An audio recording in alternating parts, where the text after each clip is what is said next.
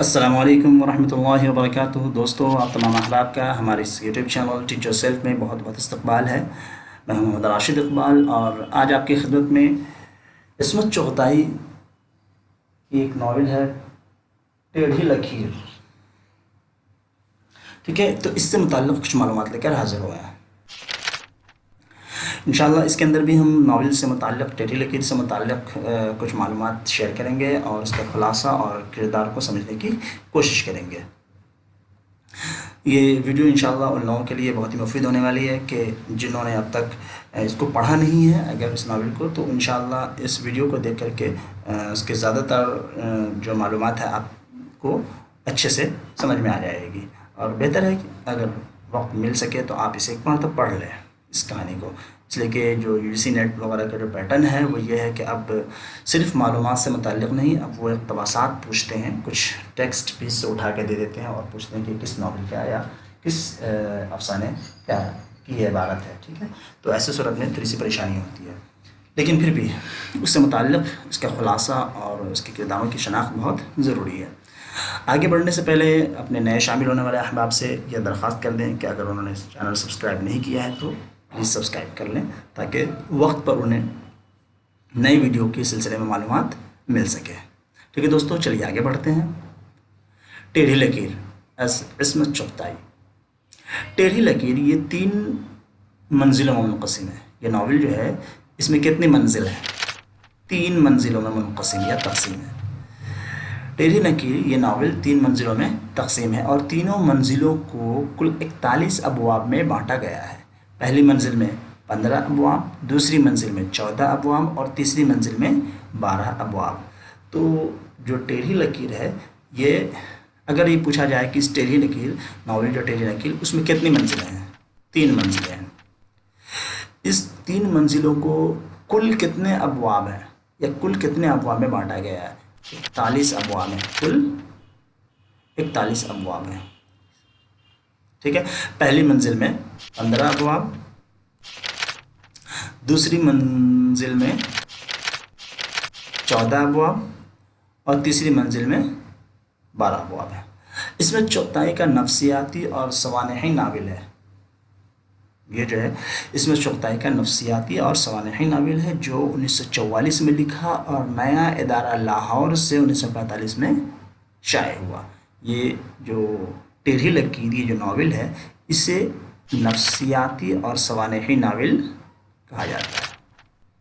اس میں چغتائی کا یہ نفسیاتی اور سوانحی ناول ہے، 1944 میں لکھا اور 45 میں یہ شائع ہوا۔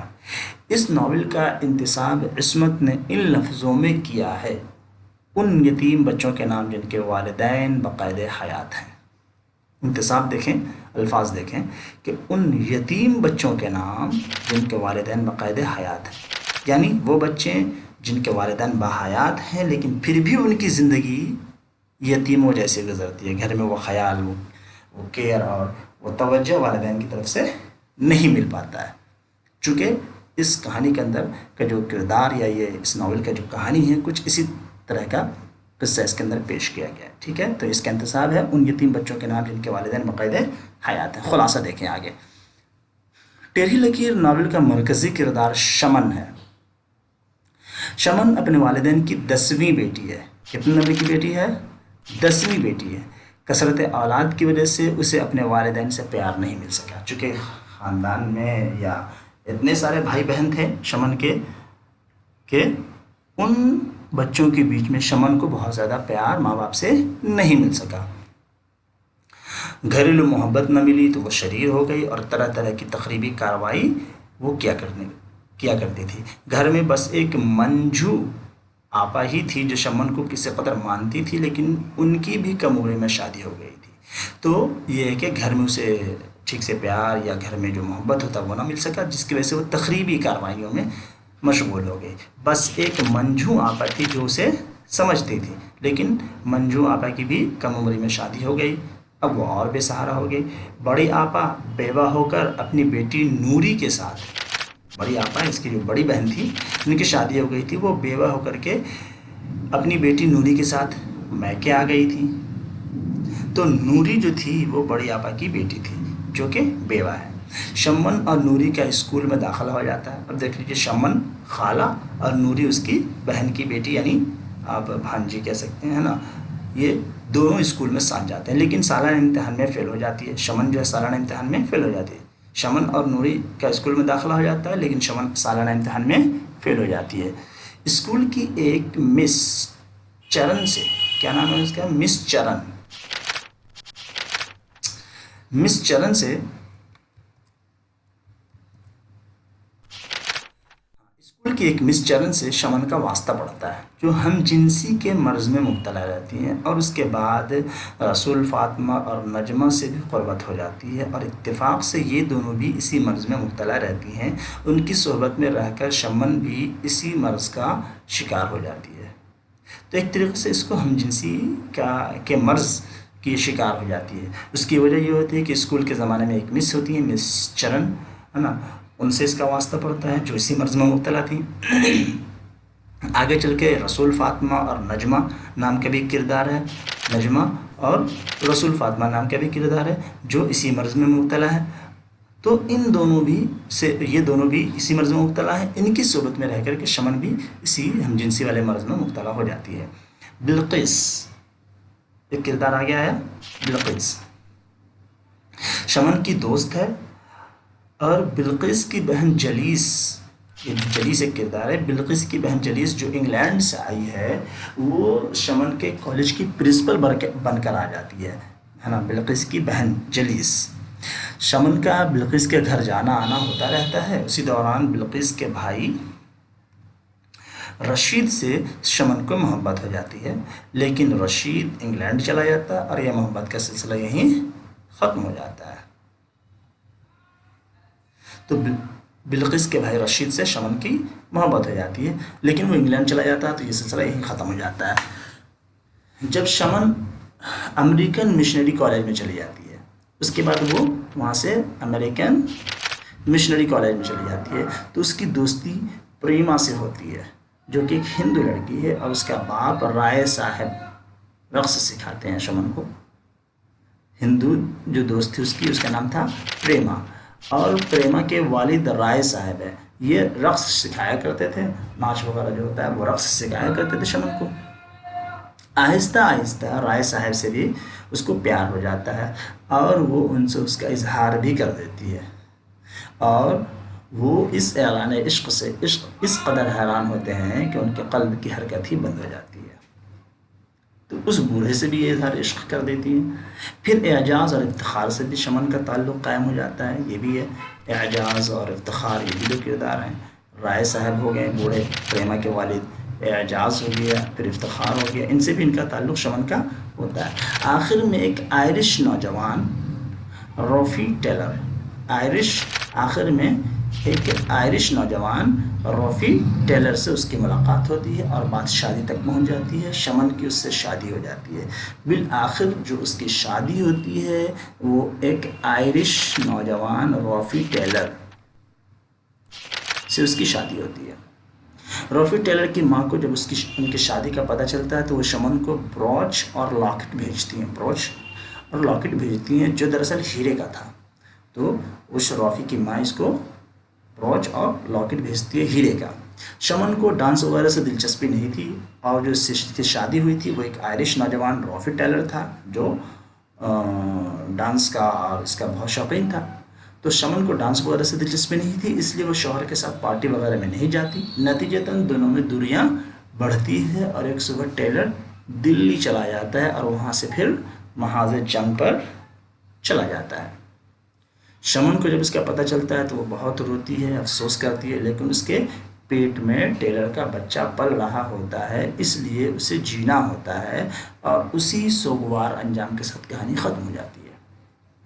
جو ٹیلر ہے وہ اس سے غصہ ہو کر کے دلی چلا جاتا ہے، پھر وہاں سے وہ محاذ جنگ پہ چلا جاتا ہے. اور جب اس کا پتہ چلتا ہے شمن کو، تو وہ اسے بہت افسوس ہوتا ہے، رونے لگتی ہے، لیکن چونکہ وہ حاملہ ہوتی ہے تو اس بچے کی خاطر وہ جینے کا ارادہ کرتی ہے، اور اسی سوگوار ماحول میں کہانی کا خاتمہ ہو جاتا ہے. تو یہ کچھ مختصراً خلاصہ ہے اس پورے کہانی کا. اب اس میں کردار دیکھنے کیا کیا ہے. شمن یہ ہیروئن ہے، مطلب جو مین کردار ہے، اور ایک طریقے سے ہم جنسی کے مرض میں مبتلا ہے۔ منجو شمن کی بڑی بہن، شمن کی بہن ہے، جو گھر میں جس کے ساتھ اس کی جو ہے تھوڑی سی تعلقات تھوڑے سے اچھے ہیں، جو اسے سمجھتی ہے۔ نوری بڑی بہن کی بیٹی ہے، جس کے ساتھ اس کا اسکول میں داخلہ ہوتا ہے۔ اور منو نوری کا بھائی ہے نا۔ اسی طریقے سے مس ممتاز شمن کی استانی ہے۔ مس چرن شمن کی استانی ہے، جو ہم جنسی کے مریض تھی، اور اسی کی وجہ سے ہی یہ اس مرض میں مبتلا ہوتی ہے۔ اسی طرح سے رسول فاطمہ اور نجمہ، یہ بھی شمن کی دوست ہے، لیکن یہ بھی سب ہم جنسی کے مریض تھے۔ اسی طرح سے بلقیس شمن کی دوست ہے۔ بلقیس کی بہن جلیس ہے نا، جلیس بلقیس کی بڑی بہن ہے، جو کہ اس کے اسکول کی پرنسپل بن کے آتی ہے۔ رشید بلقیس کا بھائی ہے، جسے شمن کو محبت ہوا تھا، لیکن وہ انگلینڈ چلا جاتا ہے اور یہ محبت بیچ میں ہی ادھورا رہ جاتا ہے۔ پریما ایک ہندو لڑکی ہے، جب وہ ایک دوسرے اسکول میں جاتی ہے، اس اسکول کا نام یہاں آیا تھا امریکن مشنری کالج، جب وہ امریکن مشنری کالج میں جاتی ہے تو وہ پریما سے اس کی دوستی ہوتی ہے، امریکن مشنری کالج میں۔ پریما ہندو لڑکی ہے، اور رائے صاحب پریما کے والد ہے، جس سے شمن کو عشق ہو جاتا ہے، اور وہ ان سے اظہار عشق کر دیتی ہے اعلانی، اور بیچارے کا حرکت قلب بند ہو جاتا ہے۔ ٹھیک ہے، اور اس میں ایک نوٹ ہے، وہ رافی ٹیلر ہے نا، جس سے اس کی شادی ہوتی ہے، شمن کی جس سے شادی ہوتی ہے رافی ٹیلر، اور بالآخر رافی ٹیلر اسے چھوڑ کر یا یہ کہ اس سے ناراض ہو کر دلی چلا جاتا ہے، اور پھر وہاں سے مہاراجہ جنگ پہ چلا جاتا ہے۔ رافی ٹیلر سے اس کی شادی ہوتی ہے۔ ٹھیک ہے جی، اور اب آگے ٹیڑھی لکیر عظمت چغتائی سے متعلق کچھ سوالات و جوابات۔ سوال: ٹیڑھی لکیر اس ناول کو کتنے منزل اور کتنے ابواب میں تقسیم کیا گیا ہے؟ جواب: 3 منزل میں تقسیم کیا گیا ہے، اور تینوں منزل کو 41 ابواب میں تقسیم کیا گیا ہے۔ سوال: ٹیڑھی لکیر کب لکھا گیا اور کب شائع ہوا؟ جواب: یہ 1944 میں لکھا، اور نیا ادارہ لاہور سے 1945 میں شائع ہوا۔ 1945 میں، یہاں پہ چھوٹ رہا ہے، یہ شاید یہاں لکھا گیا، کچھ ٹائپنگ مسٹیک ہے، 1945 میں شائع ہوا۔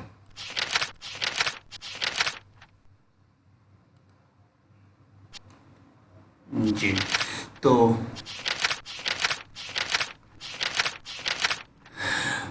ٹیڑھی لکیر کب لکھا گیا اور کب شائع ہوا؟ یہ 1944 میں لکھا گیا، اور نیا ادارہ لاہور سے 1945 میں شائع ہوا۔ سوال: ناول ٹیڑھی لکیر کا انتساب کس نام سے کیا گیا ہے؟